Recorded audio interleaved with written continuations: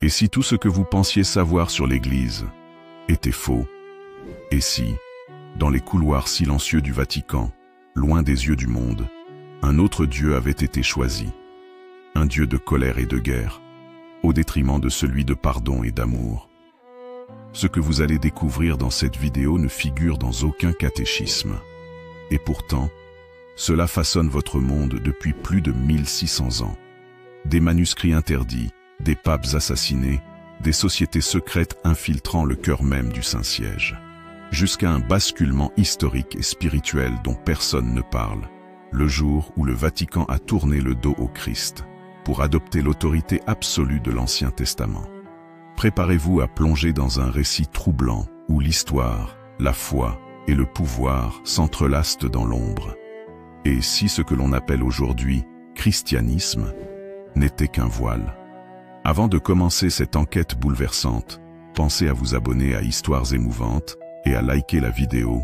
C'est le meilleur moyen de soutenir les contenus qui osent briser le silence. Maintenant, entrez avec nous dans les arcanes cachés du Vatican. Vous n'en ressortirez pas indemne. Si donc le Fils vous affranchit, vous serez réellement libre. Jean 8, 36. Mais que reste-t-il de cette liberté quand ceux qui prétendent la transmettre l'ont étouffée dans des siècles de dogmes? Tout commence par une question simple, presque naïve. Pourquoi les paroles de Jésus, celles des évangiles, parlent-elles si peu dans les couloirs du pouvoir chrétien? Dans les cathédrales du monde entier, le trône de Saint-Pierre semble si solide, si légitime, qu'on oublie de se poser la question la plus fondamentale. Que reste-t-il du message du Christ? Pas le Christ glorifié, couronné de lumière. Non, le Christ des évangiles. Celui qui refuse le glaive, celui qui chasse les marchands du temple, celui qui ne juge pas, celui qui pardonne à l'adultère, qui dîne avec les pécheurs, qui parle de liberté, de rupture avec la loi. Et pourtant, dans l'histoire réelle, documentée, tragiquement effacée, quelque chose s'est produit, quelque chose de grave, un basculement. L'image est connue, Pierre, le fidèle, le roc, Paul, le missionnaire infatigable. Mais très peu de croyants et même d'historiens savent que le tout premier schisme du christianisme s'est produit entre ces deux hommes. Pierre, disciple direct de Jésus, veut conserver la tradition juive, respect de la circoncision, de la Torah, du sabbat. Il croit en un Messie juif pour les Juifs. Paul, ancien persécuteur de chrétiens, prêche une toute autre vision.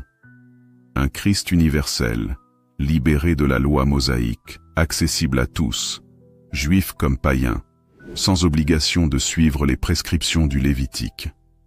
Et c'est Paul qui gagne, mais à un prix terrible. Car pour rendre le message du Christ acceptable à l'Empire romain, Paul simplifie, élague, déracine. Il pose les bases d'une nouvelle religion, pas juive, pas païenne, mais impériale. « Je suis tout pour tous, afin d'en sauver à tout prix quelques-uns », écrit-il. Et dans cet élan, le Christ est déjà en train de s'effacer. Saviez-vous qu'au moins 30 évangiles différents circulaient dans les premiers siècles? Évangile de Thomas, de Marie-Madeleine, de Philippe, des Égyptiens, des Nazaréens, des textes dérangeants. Certains disent que le royaume de Dieu est à l'intérieur de vous, non dans les temples.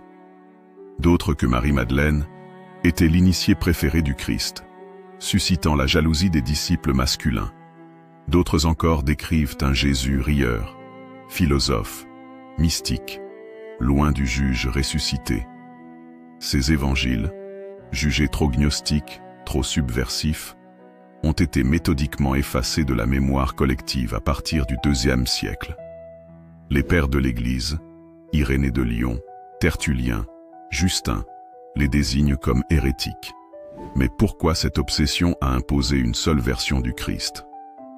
Nous sommes en 325 après Jésus-Christ. L'Empire romain est fracturé. Les religions prolifèrent. Les cultes païens, mitraïques, chrétiens, gnostiques coexistent et s'affrontent. L'empereur Constantin cherche une solution politique. Il convoque alors le concile de Nicée. Ce n'est pas un acte de foi, c'est un acte de pouvoir. À Nicée, les évêques présents ne sont pas là pour débattre librement. Ils sont surveillés, contrôlés. Le but? Imposer une doctrine claire, hiérarchisée, centralisée. On y vote, oui, on vote, pour décider qui est Jésus, Dieu ou pas Dieu, humain ou Verbe éternel. On excommunie Arius, qui refuse de croire que Jésus est consubstantiel au Père. Mais ce n'est pas tout. On décide aussi de ce qui sera sacré, les textes canoniques, et de ce qui sera détruit. Des dizaines de textes sont condamnés, interdits, détruits. L'Ancien Testament, quant à lui, est conservé intégralement, même dans ses passages les plus violents. Pourquoi? Parce qu'il sert le pouvoir. Là où Jésus pardonne, Moïse punit. Là où Jésus parle en parabole, l'Ancien Testament parle en loi. Et Rome a besoin de loi. Rome a besoin de peur. Rome a besoin d'ordre. C'est ici que le basculement se fait. Au XIVe siècle, l'Église cesse d'être une communauté spirituelle. Elle devient une institution impériale. Elle adopte le langage du pouvoir, de la hiérarchie, du contrôle. Et pour cela, le Dieu du Christ ne suffit plus. Trop doux, trop radical, trop libre. Alors on le complète, voire on le remplace par le Dieu de l'Ancien Testament. Celui qui commande d'exterminer les Cananéens. Celui qui punit de mort ceux qui travaillent le jour du sabbat. Celui qui exige des sacrifices, des lois, des rites précis. Ce n'est plus l'amour, mais l'obéissance, qui devient la vertu cardinale.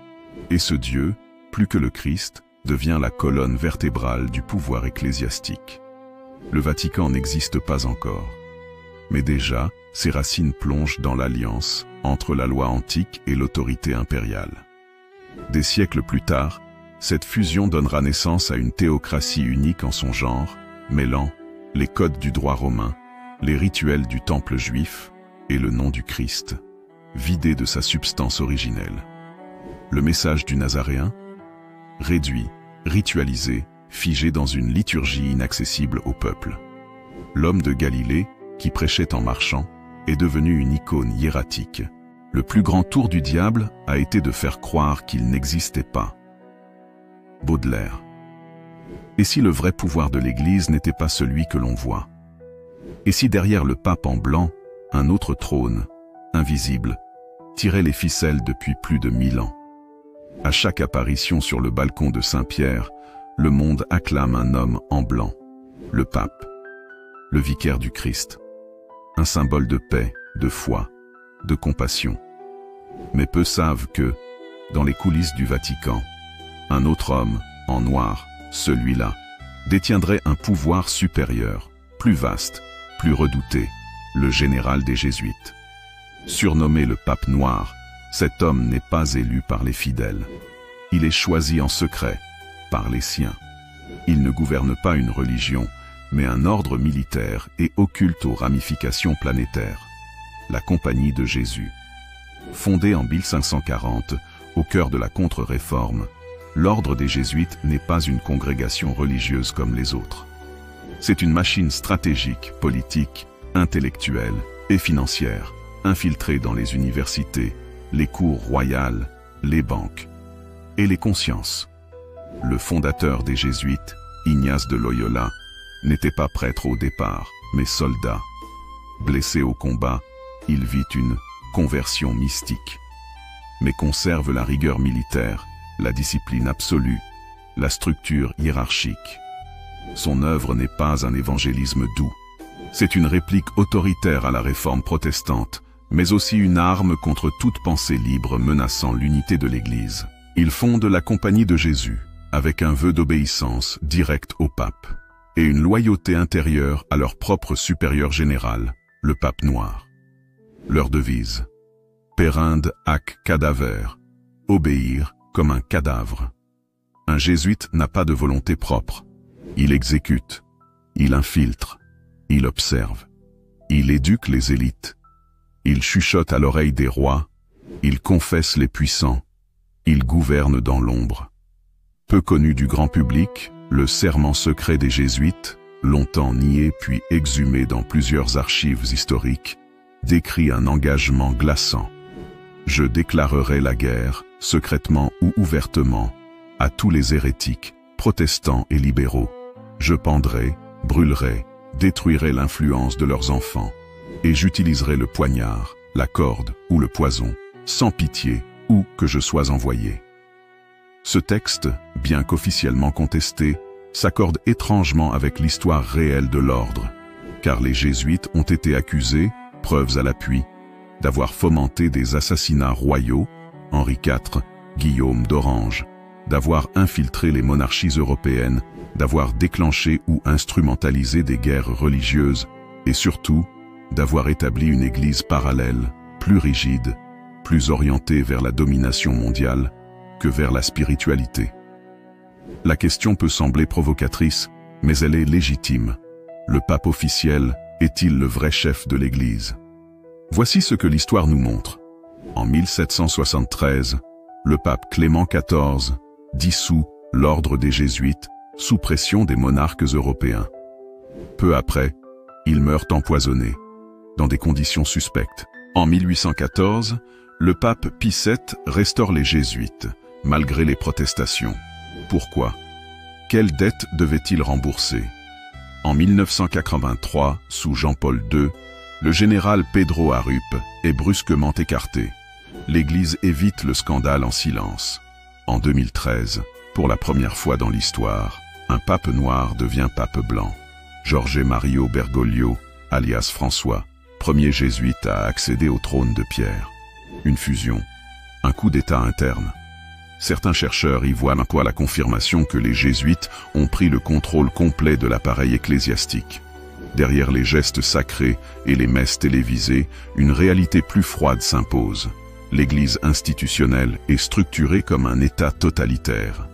Hiérarchie pyramidale, obéissance absolue, secret des archives, contrôle idéologique, pouvoir sur la vie privée, confession, immunité juridique, État du Vatican. Et dans ce système, les jésuites occupent les points névralgiques. Ils dirigent les universités les plus influentes. Ils forment les futurs cardinaux. Ils rédigent les encycliques doctrinales. Ils contrôlent une grande partie des médias religieux. Et surtout, ils façonnent la pensée. Car le vrai pouvoir n'est pas de punir, mais de définir ce qui est vrai et faux. Et les jésuites sont passés maîtres dans l'art de réécrire l'histoire. Les jésuites ne sont pas seuls. Ils s'inscrivent dans une lignée plus ancienne, celle des ordres religieux militaires, comme les Templiers, les Hospitaliers, les Teutoniques. Ces ordres, nés pendant les croisades, ont fusionné la foi et la guerre. Ils protégeaient Jérusalem, mais accumulaient richesses et terres. Ils priaient, mais tuaient au nom de Dieu. Ils servaient le pape, mais formaient des entités autonomes. Les Templiers, par exemple, avaient une structure bancaire internationale avant l'heure. Quand Philippe le Bel les fit arrêter en 1307, c'était moins pour hérésie que pour jalousie financière et peur politique. Beaucoup pensent que les jésuites ont repris leur héritage, plus subtilement, en infiltrant plutôt qu'en conquérant. De l'épée à la plume, du glaive au dogme, l'Église de l'ombre s'est perfectionnée. Le XXIe siècle n'a pas éteint cette influence. Les anciens outils sont devenus plus raffinés. Influence éducative. Les jésuites dirigent plus de 230 universités dans le monde. Influence géopolitique. Ils ont été présents dans tous les grands conflits du XXe siècle. Influence ésotérique. Certains chercheurs relient leurs rites à des traditions hermétiques, kabbalistiques, voire lucifériennes. Et au cœur de ce système, l'Ancien Testament. Le texte des rois, des conquêtes, des lois impitoyables. Un Dieu de domination, de hiérarchie, de vengeance. Un Dieu bien utile à un empire spirituel. Le symbole est plus puissant que la parole, car il parle à l'âme sans passer par le filtre de la raison. La Kabbale, tradition ésotérique du judaïsme, est souvent présentée comme la loi orale et secrète, transmise à Moïse sur le mont Sinaï. Elle offre une compréhension métaphysique de Dieu, de l'homme et de l'univers, prenant racine dans les courants mystiques du judaïsme antique. Au cours de la Renaissance, des érudits chrétiens, tels que Pic de la Mirandole, s'intéressèrent à la Kabbale, voyant en elle une sagesse antique capable d'enrichir la théologie chrétienne. Des traductions latines des textes kabbalistiques furent réalisées, facilitant leur diffusion dans les cercles intellectuels européens. L'architecture sacrée du Vatican, notamment la basilique Saint-Pierre, regorge de symboles ésotériques. Le dôme colossal représente le royaume céleste, reliant la terre au ciel, tandis que les clés détenues par la statue de Saint-Pierre symbolisent l'autorité spirituelle. Certains chercheurs suggèrent que la disposition des obélisques et des monuments à Rome reflète des constellations célestes, telles que la ceinture d'Orion et les Pléiades, intégrant ainsi une dimension cosmique à l'urbanisme sacré. Le Concile Vatican II, à travers la Constitution Sacrosanctum Concilium, a initié une réforme liturgique visant à favoriser la participation active des fidèles. Cette réforme a conduit à une simplification des rites et à l'introduction des langues vernaculaires dans la liturgie. Cependant, certains critiques estiment que ces changements ont dilué la richesse symbolique de la liturgie traditionnelle, rendant moins perceptibles les liens profonds entre les rites et les réalités spirituelles qu'ils signifient. Dans les premiers siècles du christianisme, une discipline du secret aurait été observée, consistant à voiler certaines croyances et pratiques sous des signes mystérieux. Les catacombes de Rome, ornées de peintures et de symboles, témoignent de cette tradition, où l'enseignement se faisait à travers des images symboliques, accessibles uniquement aux initiés.